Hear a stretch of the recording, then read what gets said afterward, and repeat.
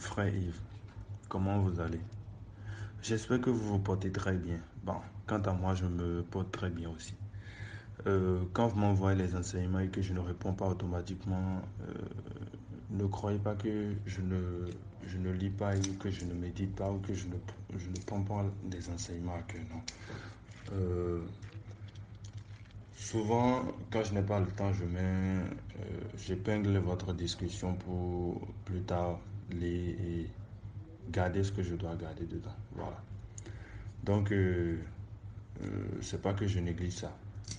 Et j'ai pris connaissance de l'enseignement. J'avoue, j'ai pris beaucoup connaissance de ça et ça m'a beaucoup aidé. Merci beaucoup pour ça. Par contre, j'ai une préoccupation. Dans Colossiens 3, verset 5, il est écrit: Faites donc mourir les membres qui sont sur la terre, l'impudicité, l'impureté, les passions, les mauvais désirs et la cupidité, qui est une idolâtrie. Alors, dans l'enseignement, vous avez dit: Même si tu tombes, le Seigneur a le pouvoir de relever. Ma préoccupation est celle-ci. Nous péchons tous les jours. Et il en va de même pour les péchés précités, c'est-à-dire que l'impudicité, l'impureté, tout et tout. Étant enfants de Dieu, nous n'avons pas le droit. Nous devons nous fortifier dans ça. Nous n'avons pas le droit de pécher, de commettre certains péchés. Un peu comme l'impudicité.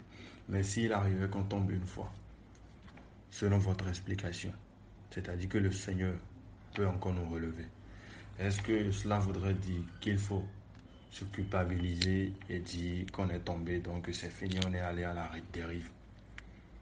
C'est ma préoccupation. Ça. Je ne sais pas si vous comprenez ça correctement. Sinon, en vous lisant, j'ai, j'ai compris que même quand tu tombes une fois, il faut ne plus, il faut plus tomber dedans. Il faut tout faire pour ne plus tomber dedans. Et que le Seigneur a le pouvoir de, de, de, de, de nous relever encore. C'est ce que j'ai compris. Maintenant, je ne sais pas si c'est réellement ce que j'ai compris. Si c'est le cas, alors c'est bien. Si c'est pas le cas, j'aimerais que vous me donniez votre avis. Shalom mon frère, comment tu vas? Alors, d'abord, il faut comprendre une chose. Un enfant de Dieu, il n'est pas sauvé par les œuvres. Il n'est pas sauvé parce qu'il a bien fait. C'est pas ça. Ça, c'est d'abord la première des choses. Un enfant de Dieu, il n'est pas sauvé parce qu'il s'est comporté bien. Voilà. Il faut d'abord retenir ça. C'est-à-dire, Dieu ne nous sauve pas parce qu'on se comporte bien. Tu as vu Israël, quand il est venu, il a dit que vous êtes mes premiers-nés. C'est-à-dire que c'est une race élue. Ce n'est pas parce qu'ils se sont bien comportés. Et mais ils foutaient la merde. Qu'est-ce qu'ils ne faisaient pas comme péché? Mais après, il a dit qu'Israël n'a jamais péché. Tu vois un peu? Donc, c'est comme ton enfant à la maison. Il est né de toi. Mais s'il pêche, c'est toujours son enfant. Tu vas juste peut-être le chicoter jusqu'à ce que tu le redresses. C'est pareil. Voilà pourquoi Dieu nous châtie quand on pêche. Tu vois? Mais ça ne veut pas dire qu'en nous châtiant, on ne devient plus ses enfants. Non. Tu vois, non? Mais en te chicotant, tu commences à te redresser. Et maintenant, ce qu'il te dit de faire, tu ne fais plus. Tu vois un peu, non? Donc, c'est la même chose. C'est dans le sens, c'est la même chose. Tu as vu, non? C'est-à-dire que nous qui sommes les parents, nous avons l'attribut de Dieu en nous. Chicote. C'est pareil, c'est comme ça que Dieu fait. Tu vois, c'est dans Éphésiens 2, verset 8, c'est écrit quoi? Ce n'est car c'est par la grâce que vous êtes sauvés, par le moyen de la foi. Et cela ne vient pas de vous. C'est le don gratuit de Dieu. Ce n'est point par les œuvres, afin que personne ne se glorifie. Tu vois un peu. Donc, il faut d'abord dire que c'est pas par les œuvres que Dieu nous sauve. Ça, c'est d'abord la première des choses. C'est un truc que tu dois savoir d'abord. Ça, c'est la première des choses. Tu vois? Voilà. C'est d'abord la première des choses. Parce que les gens ont du mal à comprendre ces choses-là. Parce que si nous, on doit s'efforcer pour qu'on soit sauvé, ça devient un problème. C'est-à-dire que tu sais que Jésus est venu mourir cadeau. Tu vois? Donc, Jésus sait que nous sommes des pécheurs. Donc, c'est pour ça qu'il est venu pour mourir, afin que il nous gratifie. Tu vois, non? Donc, on est gratuitement sauvé. Tu vois? Ce que tu dis là, il faut d'abord être sauvé d'abord. Ça, c'est d'abord la première des choses. Il faut d'abord te poser la question, est-ce que tu es sauvé? Parce que quand tu lis l'enseignement, tu verras qu'il y a deux styles, il y a deux cas. C'est-à-dire qu'il y a le chrétien qui se dit chrétien, mais il n'est pas dans la vérité. Et celui qui est chrétien et qui est dans la vérité. Donc, il y a deux types de chrétiens. Voilà pourquoi j'ai dit la souffrance dans deux cas. Dans le cas où tu es dans la foi authentique et dans le cas où tu es dans les dénominations. Parce que celui qui est dans les dénominations n'est pas dans la vérité. Jésus me l'a été clair. Il dit, c'est lui qui garde mes commandements. Tu vois, non? Donc, il faut garder les commandements de Jésus. Mais pour garder les commandements de Jésus, il faut forcément être dans la vérité. Donc, il faut être aux côtés de la vérité. Donc, pour tes péchés, il faut d'abord savoir si tu es dans la vérité. Ça, c'est d'abord la première des choses. Tu vois un peu. Maintenant, dans 1 Jean 1, verset 8, si nous disons que nous n'avons pas de péché, nous séduisons nous-mêmes. Et la vérité n'est point en nous. Si nous confessons nos péchés, il est fidèle et juste pour nous les pardonner et pour nous purifier de toute iniquité. Si nous disons que nous n'avons pas de péché, nous faisons de Dieu, nous le faisons menteur. Et la parole n'est point en nous. Sa parole n'est point en nous. Donc tu vois, donc ça dit que c'est pas parce que tu es chrétien que tu vas pas pécher, tu vas pécher.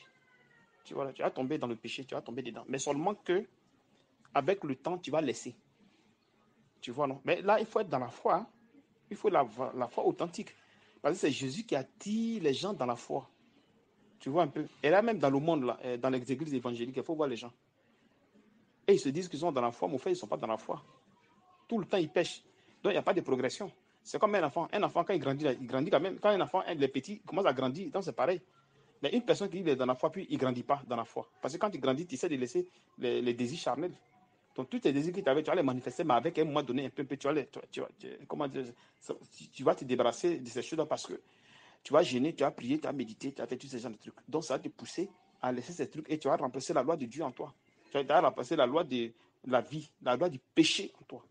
Parce que tu n'es plus sous le péché, sous le joug du péché. Tu es maintenant dans la foi. Tu vois, non? Donc, tu es couvert par le Seigneur. Et c'est le Seigneur qui va te donner le pouvoir de pouvoir marcher, de pouvoir gêner, prier, méditer. Tu vois, mais quand tu es dans le monde de l'autre côté, tu n'as pas ce privilège. Mais par contre, quand tu es ici avec le Seigneur, tu as un grand privilège. D'abord, il te nettoie le cœur, il te vide le cœur, il te vide l'esprit, les pensées négatives, comment dirais-je, comment on appelle ça, les soucis, tous ces gens de trucs, il te les vide pour que tu arrives à tenir, pour lutter, pour marcher bien dans la foi. Tu vois un peu. Donc, il te permet à ce que tu aies au moins la possibilité de ces choses-là pour que tu puisses être léger et marcher et comment dire, tenir la souffrance. Tu vois un peu. Mais dans la souffrance, tu vas pécher. Parce qu'on dit souvent, ce sont les épreuves. Donc, si tu as des épreuves, tu vas voir, comment dire, tu vas voir, la chair va forcément s'imposer à un certain moment.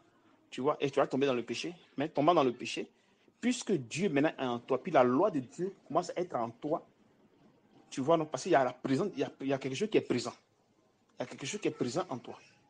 Si tu reçois le Saint-Esprit, hein, si tu reçois le Saint-Esprit, je ne parle pas de celui qui reçoit le Saint-Esprit, mais celui qui ne reçoit pas le Saint-Esprit, l'influence de l'Esprit commence à changer sa personne. Tu vois, l'influence du Saint-Esprit commence à changer ta personne. Parce que si tu es dans une église évangélique, toi, tu as vu ta vie comme tu veux.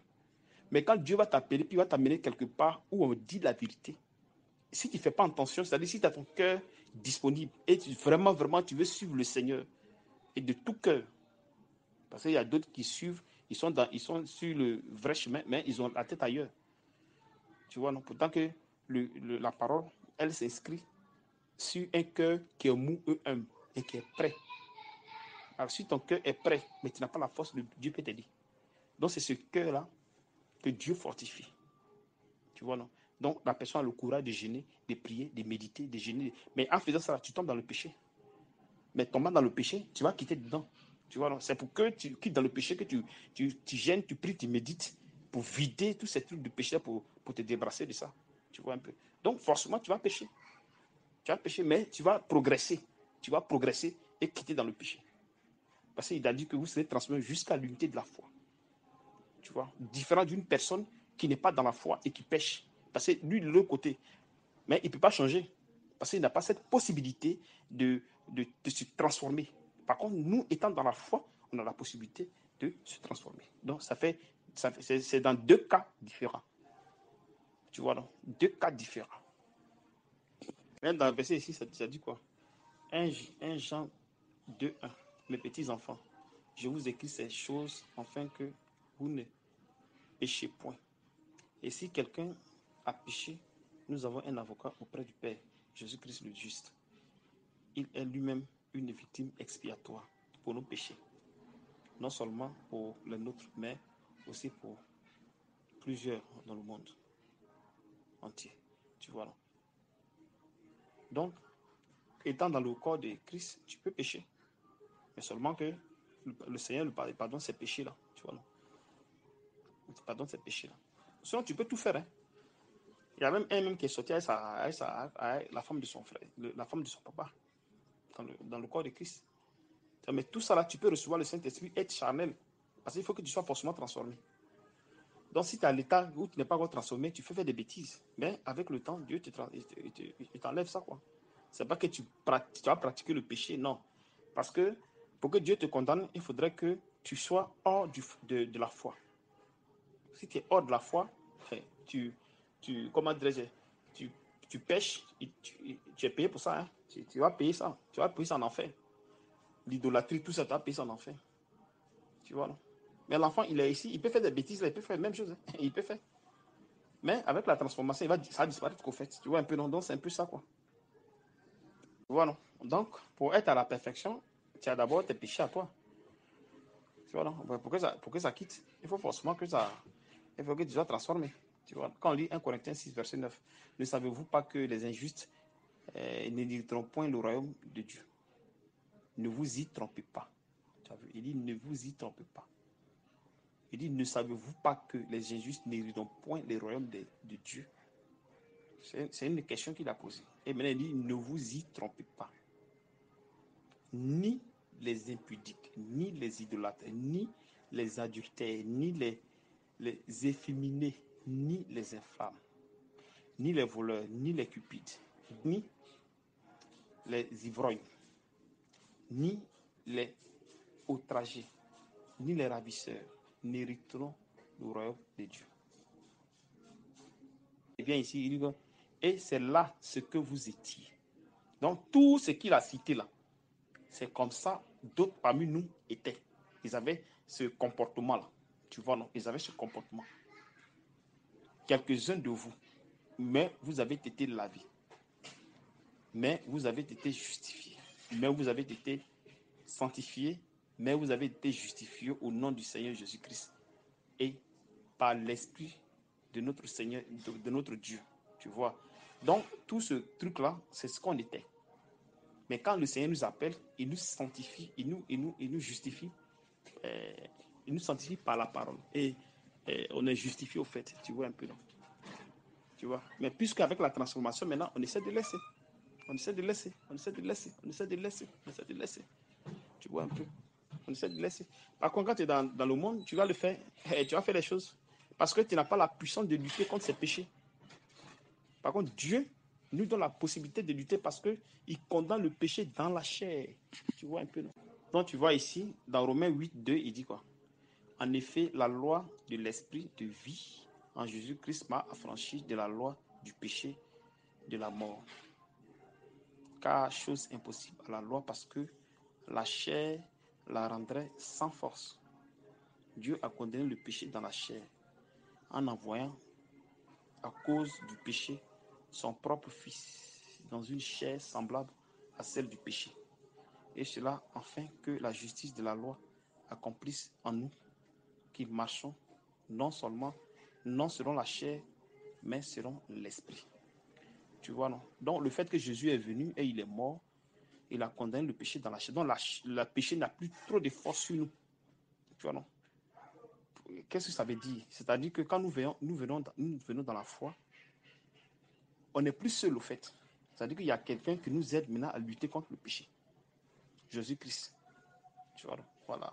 Parce que la loi de l'esprit est présente. La loi de l'esprit est présente. Mais quand on était dans le monde, on était seul, on était livré au péché. Donc on pouvait faire tout ce qu'on voulait. Tu vois, non? Mais maintenant qu'on est maintenant dans la foi, la loi du péché, la loi de, comment dirais-je, euh, la loi de truc est présent. Tu vois, non? C'est-à-dire la loi de Dieu est présente. Elle est présente au fait. La loi de l'esprit, elle est présente. Tu vois, non? Donc ça fait que maintenant, tu as maintenant deux choses maintenant en toi. Tu as la loi de Dieu, tu as la loi de l'esprit et le péché. Donc maintenant, la loi de lutte maintenant contre maintenant le péché. Par contre, quand tu es de l'autre côté dehors, tu n'as pas ce privilège, donc tu ne peux pas lutter contre le péché. Tu vois un peu, tu ne peux pas lutter contre le péché. Impossible que tu luttes contre le péché, c'est pas possible. Mais étant dans la foi, c'est pourquoi on demande aux gens de faire attention. Paul même a été clair. Paul a été clair. Il dit de s'examiner si vraiment on est dans la foi. Qu'est-ce que Paul dit ici dans 2 Corinthiens 1, 13, 5? Examinez-vous vous-même pour savoir si vous êtes dans la foi. Éprouvez-vous vous-même. Ne reconnaissez-vous pas que Jésus-Christ est en vous, à moins peut-être que vous ne soyez réprouvé. Tu vois? Donc, tu dois t'examiner si vraiment Christ est en toi. Ça, c'est d'abord la première des choses. Voilà, tu dois t'examiner si Christ est en toi. Tu dois t'examiner où tu es, c'est la foi. Parce que la foi, c'est quoi? Tu dois contrôler où il y a la foi, d'abord. Donc, il faut savoir si là où tu es, s'il y a la vérité. C'est ça le problème. Il faut d'abord contrôler cela. Tu vois, non? Et pour contrôler cela, il faut lire les Écritures, comme les gens de Béret, qui contrôlaient quand on les enseignait la parole. Tu vois, non? Quand on les enseignait la parole. Et ils contrôlaient à chaque fois. Toutefois, on leur dit quelque chose, ils regardaient. Tu vois, donc celui qui est dans la vérité, lui qui est dans la vie où il y a la vérité, ça dit que tout ce qu'il fait, c'est avec les Écritures. C'est-à-dire que ce n'est pas raisonnement. Tu vois un peu? Ce n'est pas raisonnement, c'est avec les Écritures. Parce que normalement, quand un conducteur est appelé, le conducteur est conduit par le Saint-Esprit. Tu vois, les trucs que moi je vous fais là, c'est pour que ça vous change. C'est pas qu'il fait seulement les enseignements comme ça, non. Les enseignements que vous écoutez là, ça change ça change votre personne. Tu vois, non? Quel que soit, mais si c'est bon, c'est pas bon, mais c'est la vérité. Tu vois, c'est ça qui est le problème. Même si c'est pas concordé, c'est concordé, mais c'est la vérité. Selon les Écritures. Donc ça change votre personne. Tu vois, ça vous aide, en fait. Tu comprends un peu? Donc c'est un peu dans ce sens, quoi. Tu comprends? Éphésiens 4, on dit quoi? Et il a donné les uns comme apôtres, les autres comme prophètes, les autres comme évangélistes, les autres comme pasteurs et docteurs, pour le perfectionnement des saints, en vue de l'œuvre du ministère et de l'éducation du corps de Christ. Tu vois, ça, ce sont les conducteurs. Donc, il a donné ces personnes-là pour pouvoir vous conduire. C'est-à-dire que vous enseignez la parole. Tu vois, non? Donc, en vous enseignant la parole, ça vous aide. Parce qu'il va les amener à expliquer la parole, la Bible. Et il va les donner les directions par rapport à l'évangile. Tu vois un peu? Par rapport à l'évangile. Donc, c'est pour la perfection. On dit perfection. Il va perfectionner. Donc, il va vous perfectionner. Tu comprends un peu? Donc, quand tu joues au football, pour que tu sois, comment dirais-je, performant, qu'est-ce que tu fais? Tu t'entraînes. En t'entraînant, tu vois, tu commences à être performant. Donc, du jeu minable que tu avais, tu vas commencer à être un bon joueur. Donc, c'est pareil. Donc, à tous les coups, tu vas pêcher. À tous les coups, tu vas pêcher. Mais ça va se réduire au fil du temps. Tu vois, au fil du temps, parce que tu as besoin d'une transformation. Parce qu'il faudrait on aille à la perfection. Il a dit que sans tâche ni ride, ni rien de semblable. C'est ce que ça veut dire. Tu vois un peu, frère. Le verset suivant, il dit jusqu'à ce que nous soyons tous parvenus à l'unité de la foi et de la connaissance du Fils de Dieu, à l'état d'homme fait à la mesure de la stature parfaite de Christ, afin que nous ne soyons plus des enfants flottants et emportés à tout vent de doctrine, par la tromperie des hommes, par leur ruse dans le moyen de la séduction. Tu vois, dans le moyen de la séduction. Donc, on sera transformé. On dit jusqu'à ce que nous soyons tous parvenus à l'unité de la foi et de la connaissance du Fils de Dieu, à l'état d'homme fait à la mesure de la stature parfaite. Donc Jésus, c'est la stature parfaite. Jésus est la stature parfaite. Donc, pour arriver à cette statue-là, Il faudrait qu'on soit transformé. Mais avec la transformation, il y a le péché. On va forcément pécher. Ça, c'est forcé. Tu vois un peu. On va forcément pécher. Donc, à la transformation. Afin que, c'est-à-dire quand tu vas commencer à... comment Dieu va commencer à te nettoyer de toutes ces choses-là, tout ton péché qui est en toi. Il va commencer à te nettoyer. Tu seras maintenant une personne bien dans la foi. Donc, si quelqu'un vient avec un enseignement bizarre, ça ne va pas te séduire. Parce que d'abord, Dieu même a déjà mis ça en toi. Donc, ça ne va pas te séduire. Tu vois un peu. Mais au début, tu vas trébucher. Ça, c'est forcé. Tu vas trébucher. Mais avec le temps, un peu, c'est fini, ça va passer. Et si une personne qui dit, tu es performant, qu'est-ce qui va venir t'embrouiller encore? Personne ne peut t'embrouiller maintenant. Tu vois, personne ne peut venir t'embrouiller maintenant. Parce que là, tu es bien là. Tu es bien formé maintenant. Tu vois un peu. Voilà pourquoi Dieu a dit qu'il va venir écrire la loi dans notre cœur. C'est pas Paul a dit ça. Même Paul a été clair. Il dit, vous êtes notre lettre. Tu vois un peu. Tu vois, quand on lit Jérémie 31, 33, il dit quoi? Mais voici l'alliance que je ferai avec la maison d'Israël. Après ces jours-là, dit l'Éternel, je mettrai ma loi au-dedans d'eux et je l'écrirai dans leur cœur et je serai leur Dieu et ils seront mon peuple. Tu vois, c'est-à-dire, il va écrire la loi dans le cœur. Sur le cœur, il va écrire la loi. Et si on écrit quelque chose, ça va plus s'effacer. Donc, on sera obligé de marcher selon ce qu'il a écrit dans notre cœur. Tu vois un peu. Mais c'est impossible pour une personne qui n'est pas dans la foi. Parce que la meilleure des choses, il faut être dans la foi. D'abord. Et la foi, c'est lui qui amène les gens dans la foi. C'est pas que tu te lèves matin puis tu viens dans la foi. Non. C'est lui qui amène les gens dans la foi. Jésus. C'est Jésus qui amène les gens dans la foi. C'est pas que tu te lèves matin puis tu viens dans la foi. Jamais ça n'existe pas.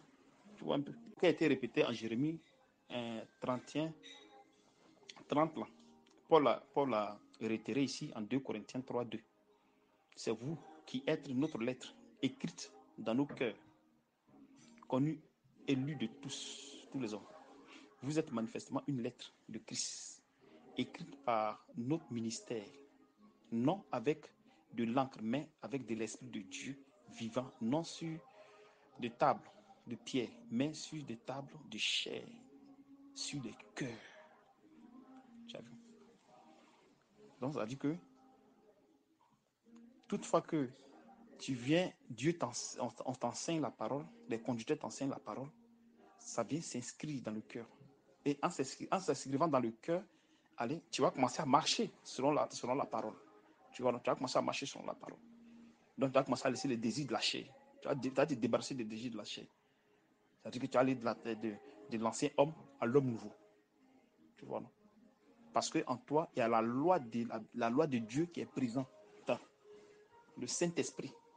Le Saint-Esprit. Il faut forcément le Saint-Esprit. Les gens disent que comment dirais-je, quand ils croient, en même temps ils ont le Saint-Esprit. C'est possible. Mais c'est possible. C'est pas que c'est faux. C'est possible. Tu crois, maintenant tu peux recevoir le Saint-Esprit. Mais le Saint-Esprit, c'est pas que ça vient dans le corps de manière cachée. Non. Quand le Saint-Esprit entre en toi, tu sais que le Saint-Esprit est entré. Parce que c'est un esprit qui entre. Donc ça fait des mouvements sur ta personne. Tu vois, non? Donc tu sais. Tu sais que quelque chose est entré. C'est pas que tu es là, tu crois, et puis tu dis que tu as le Saint-Esprit. Non, c'est pas comme ça. Parce que c'est une personne. Tu vois, ça rentre dans un corps. Donc pourquoi ça vient tabernaquer dans ton corps, tu le sais. C'est pas que tu ne sais pas. Mais quand tu dis même dans les Écritures, tu vas voir que quand les gens avaient le Saint-Esprit, il y avait des mouvements qui se passaient. Il y a d'autres qui parlent la langue. Mais c'est pas forcément qu'ils parlent, parce qu'on n'a pas parlé la langue. Mais c'est pas forcément qu'ils parlent la langue, mais il y a un mouvement au fait. Il y a un mouvement forcé. Forcé. Forcé. Il y a quelque chose qui se passe. Tu vois un peu, non? On va lire Éphésiens 4, 21.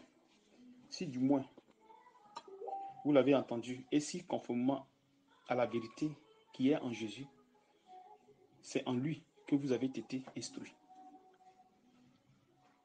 À vous dépouiller en égard à votre vie passée, eu égard à votre vie passée du vieil homme qui se corrompt par les convoitises trompeuses, à être renouvelé dans l'esprit de votre intelligence.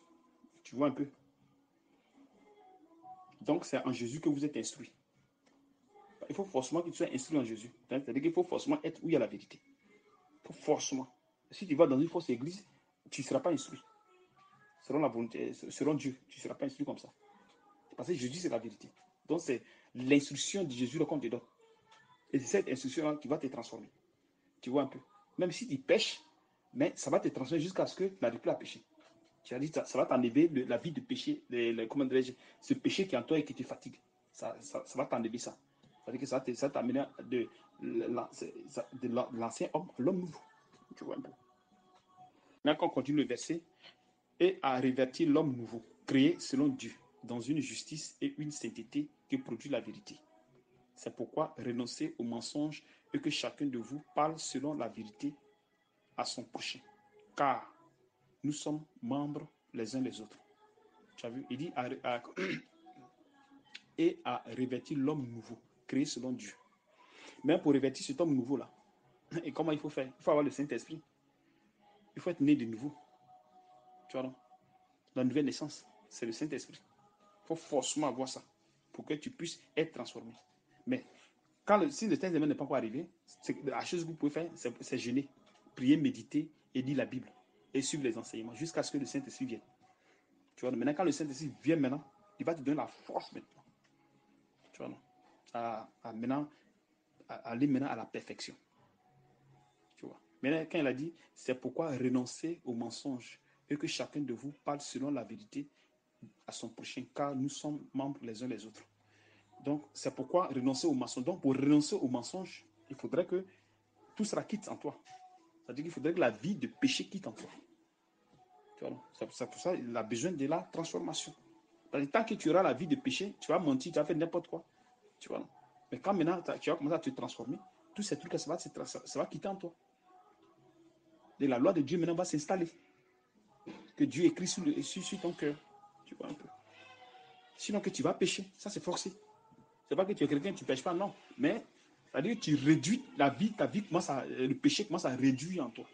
C'est pas comme tu faisais avant, tu faisais des trucs. Non, non, non, ce n'est plus ça. Et même quand tu seras gentil selon Dieu. Quand tu vas aimer quelqu'un, tu vas aimer quelqu'un selon Dieu. Ce n'est plus comme le monde. Ça sera carrément différent. Parce que l'amour de Dieu et l'amour du monde, c'est deux choses carrément différentes. C'est pas la même chose, c'est pas pareil. L'intelligence de l'homme et l'intelligence de Dieu, c'est différent. La sagesse de l'homme et la sagesse de Dieu, c'est différent.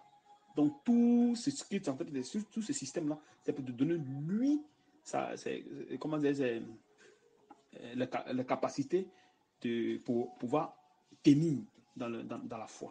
Tu vois un peu. Là, maintenant, tu vis maintenant la vie de Dieu. Parce qu'un chrétien normal doit vivre la vie de Dieu. Il ne doit plus vivre la vie du monde. Non. Parce qu'il y a des chrétiens même qui boivent, qui fument, ils font tout, et ils se disent qu'ils sont chrétiens, puis ils sont dedans, puis ils ne changent pas. Tu vois, si tu ne changes pas, c'est qu'il y a un problème. Il faut te poser la question, mais pourquoi je suis chrétien, puis je n'arrive pas à changer? Mais ils ne se posent pas la question. C'est ça qui est le problème. Tu vois, donc ça fait que vous allez voir les chrétiens derrière, vous allez penser que non, mais comment le chrétien, hein, il boit, il fume, il fait ceci, il fait cela, puis il ne change pas. Mais c'est normal. Parce que si c'est dans un coin où tu n'as pas été instruit dans le Seigneur, c'est forcé que tu restes là, dans cet état. Tu ne peux jamais te transformer, jamais de la vie. Parce que c'est le Saint-Esprit qui transforme. Il faut avoir reçu le Saint-Esprit. Et maintenant, le Saint-Esprit va te transformer. C'est comme ça. Parce que lui, quand il vient, ce n'est pas qu'il vient pour s'amuser. Non. Il vient pour t'amener à la perfection. Donc, il y a des choses que tu ne peux pas faire. Lui va te faire faire ça. Tu vois un peu. Parce que si le Saint-Esprit n'est pas là, ça veut dire que tu n'as pas trop la force de faire les choses de Dieu. Parce que la chair, là, s'impose. Mais quand le Saint-Esprit est présent, il y a des choses, il va te faire des choses. Parce que là, il va installer la vie de Dieu en toi. Forcé. Tu vois un peu. Maintenant, quand on lit Éphésiens 5, 27, enfin de faire paraître devant lui cette église glorieuse, sans tache ni rien de semblable, mais saint, irrépréhensible. Tu vois. Donc, c'est dans cet état, le Saint-Esprit nous amène, sans tache ni ride, ni rien de semblable.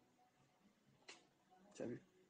Donc, on ne va plus vivre notre vie comment dirais-je, de trucs. On ne peut plus faire ça, c'est fini. Il veut nous amener à cet état-là. Donc, la transformation va s'opérer, mais selon l'Esprit de Dieu. Il faut forcément l'Esprit de Dieu. S'il n'y a pas l'Esprit de Dieu, mon frère, c'est zéro. Il faut forcément l'Esprit de Dieu. Il faut forcément l'Esprit de Dieu pour que ça puisse t'aider. Et c'est l'Esprit qui va t'aider à être maintenant, à rester, vraiment, à rester dans la foi, de la bonne façon selon Dieu. Là, comme ça, il va te montrer la direction. Qu'est-ce que tu dois faire? Il va te donner tes dons. Parce que chaque chrétien doit manifester les dons. Au moins minimum un don dans le corps, forcé. Parce que nous tous, on est venus pour participer dans le corps de Christ. C'est pas qu'un est là, puis l'autre, un est là, puis il fait pour tout le monde. Non, non, c'est pas comme ça. Chacun a son don que Dieu lui donne. Dès que le Saint-Esprit arrive. Tu vois, dès que le Saint-Esprit, voilà pourquoi quand il vient, il fait d'abord le travail. Il travaille d'abord, il change ta personne. Parce que c'est ton être qui est à l'intérieur qui à toi doit connaître Dieu. Parce que lui, il a la vie du monde. Il n'a pas la vie de Dieu en lui. Donc il faut forcément qu'il arrive à connaître la voix de Dieu. Il faut qu'il connaisse la voix de Dieu. Donc il le change. Tu vois. Donc il le connecte à l'esprit de Dieu. Pour que lui puisse connaître Dieu. L'être qui est à l'intérieur de toi puisse connaître la loi de Dieu. Tu vois. Là, comme ça, tu vis la vie de Dieu. Tu vois un peu. Donc la transformation va nous amener à l'état de Jésus, à l'image de Jésus, au fait. Tu vois. Quand on lit 1 Corinthiens 15, 45, c'est pourquoi il est écrit, le premier homme, Adam, devint une âme vivante. Le dernier Adam est devenu un esprit vivifiant. Mais ce qui est spirituel n'est pas le premier. C'est ce qui est animal.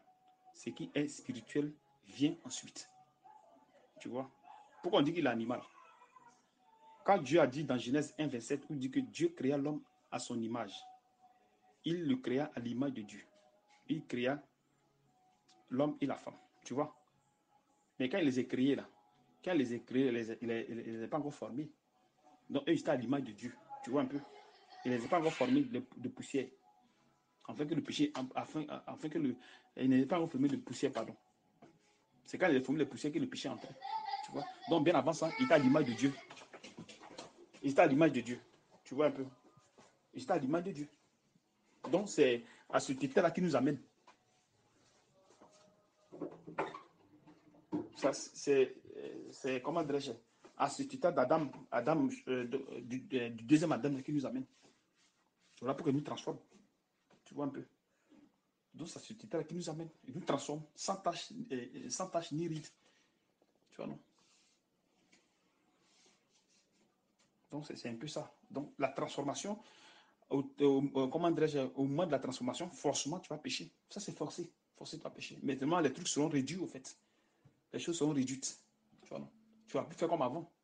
Les mauvaises pensées, tu vas aimer l'homme comme Dieu aime. C'est-à-dire que l'amour de Dieu sera en toi. C'est pas genre hypocrisie, machin, non. Si tu rends service à un frère, ça serait un truc propre. C'est-à-dire que tu rends le service selon Dieu. Tout sera selon Dieu. C'est-à-dire tout ce qui tu as manifesté, ça sera selon Dieu. Selon Dieu, selon Dieu. Parce qu'il va nous amener à être à l'image de Christ. Tu vois, non? Mais au cours de notre transformation, forcément, il va y avoir le péché. Forcé, il va y avoir le péché. Ça, il n'y a rien à faire. Parce que le péché dans notre, les trucs, ça est dans notre membre. Tu vois un peu. Voilà pourquoi il nous amène des épreuves pour qu'on arrive comment à se débarrasser non d'abord du péché, mais à la patience de Dieu. Tu vois, non? Parce que c'est la patience qui nous amène à être transformés. Parce que dans l'épreuve, là, il y a plein de choses, il y a plein de choses que tu peux faire. Il y a plein de péchés, plein de choses que tu peux faire à l'intérieur. Tu vois, non? Donc, c'est un peu ça comme on fait. C'est un peu ça. Que vraiment Dieu vous bénisse et que Dieu vous fortifie.